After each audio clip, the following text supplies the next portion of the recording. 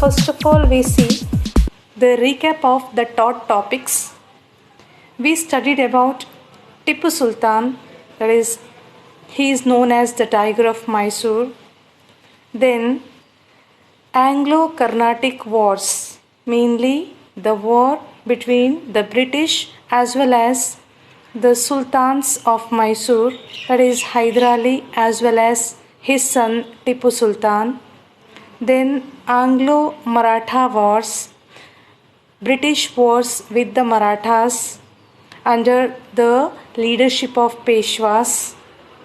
Then indirect annexation methods, one being the doctrine of lapse and another one the subsidiary alliance, or both are the indirect annexation methods, the clever method used by the British to annex the Indian territories. We have studied all this in detail. This is just the recap of the topic. Today we will learn more about the remaining topics. Let us see the first one, the setting up of a new administration. Warren Hastings, a new Governor General, divided the British territories into 3 administrative units called presidencies. We have studied about different governor generals, isn't it? Robert Clive, Lord Hastings, Lord Wellesley, then so many. And here we are talking about Warren Hastings. He is now a new Governor General and he divided the British territories in India into 3 administrative units and they are called the presidencies. Each was given to a governor, but the supreme head being Governor General. So each presidency, 3 presidency, it was given under a governor and overall the responsibility is being given to Governor General. New system of justice introduced.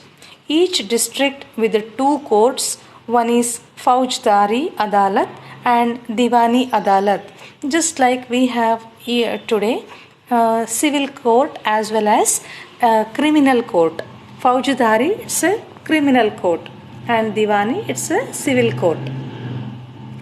He also introduced a set of Hindu laws and Muslim laws, because in India the population is a mixed population, Hindus as well as the Muslims, and that's why for the smooth administration separate laws were there for Hindus as well as for the Muslims. New Supreme Court and a Court of Appeal was established, just like we have even today the Supreme Court of India as well as Court of Appeal. Court of Appeal, just like we have district court, isn't it? Why? Because a person can't go directly to a Supreme Court. First of all, it's for his sake or for his benefit that a court is established at the district level, and it's also called as a Court of Appeal. Appeal means where he can go and seek the justice. Collector collected taxes, maintained law and order with the help of the judges. The same thing, the same responsibility is seen even today, or this is a set of administration prepared or set up by the Britishers. And after India got independence, India continued this set of administration, and that is why we can see that even the collectors, one who passes that IAS, so after he becomes that collector, and collector is given given the responsibility of maintaining law and order. Even you can see that in today's crisis, corona crisis also, that the collector's decision or the prime minister has given the responsibility to the states, and the state chief ministers are given the responsibility to the collectors to look after the law and order of their particular district. The same was used to follow in those days. Now let's see the company army. The colonial rule in India brought the new ideas of administration and reform, but its power rested on its military strength. So ultimately that military power is supreme. Now the Mughal army, actually why I am stating this point, that Mughal army, basically it was a Mughal army then converted to a company army. These people, they are recruited in the company army. For example, if that multinational company, it takes over an Indian company, so in that the employees are mainly 60 to 70% they belong to that the existing company only. Maybe 40% they are recruited from the multinational. So the same thing is that Mughal army, it consisted of mainly it has cavalry and infantry. Then soldiers were trained in archery and use of the sword. So archery, you know that tir kaman, and the use of sword, how to use the sword. Then Mughal states like Awadh and Banaras started recruiting peasants as sepoys. So that was the system followed during the Mughal rule. Now let's see what happened in the company army, what they did. Company also adopted the same method of recruiting the peasants as sepoys. Peasants means they are the farmers.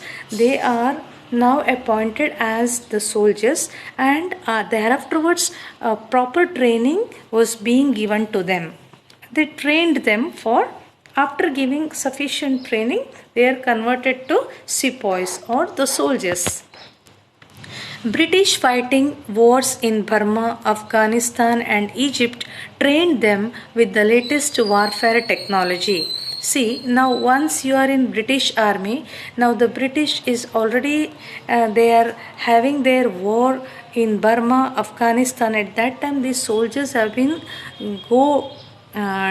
to fight against these nations or these people, and there they trained the latest warfare technology.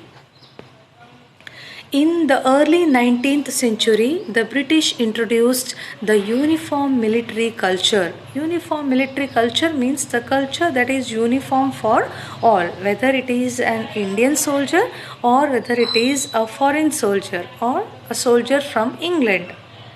Soldiers were subjected to European style training, drill and discipline. So drill is also just like giving sufficient training, drill karna unko, and discipline, everything. Be whether you are an Indian sepoy or a British, you have to follow that European style of training. This is what the company army. So basically the soldiers are none other than the Indians maximum, and they have been given proper training in the European style, using of new technologies and all, and afterwards they were subjected to a European style training. Now after this army, now let's move on to the establishment of colonial power.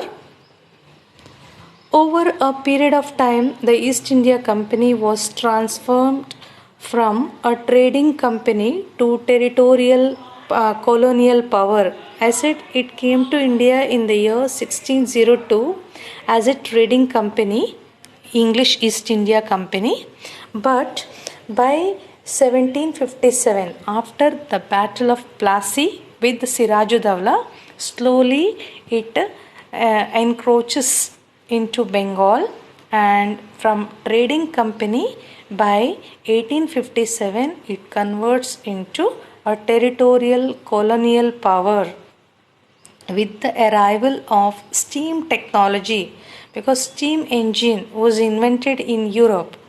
Because of that, what happened? It took only 3 weeks to reach India from Britain by sea. They started coming by sea through ships, and in that ships that steam engine was introduced or that was adopted, and because of that the distance between India as well as England is covered now in 3 weeks only. At that time more Britishers and their family came to India. They may be working in the company as soldiers, they may be working in the company, in the trading company, British East India Company. So now they also brought their families to India. By 1857, the East India Company had virtually the whole India under its control. So, by 1857, the whole India was virtually, you can say literally, the whole India was under their control. This is how, from a small trading company, they have now converted into a colonial power. So this is all about the chapter. The whole chapter is in 3 parts, part 1, part 2 and part 3. I hope you all understood, because no queries except one query. Nobody has raised any question regarding this. Hope you understood this. Thank you. What I have written, I am repeating the same. Kindly copy the question and answers and learn as well. So there may be a test soon after this, that I will let you know soon. Okay. So hope you will learn the question answers as well. Some parents, they discuss that their children, they are not listening to them. So please don't do that. Please complete the work as per the schedule given. Thank you.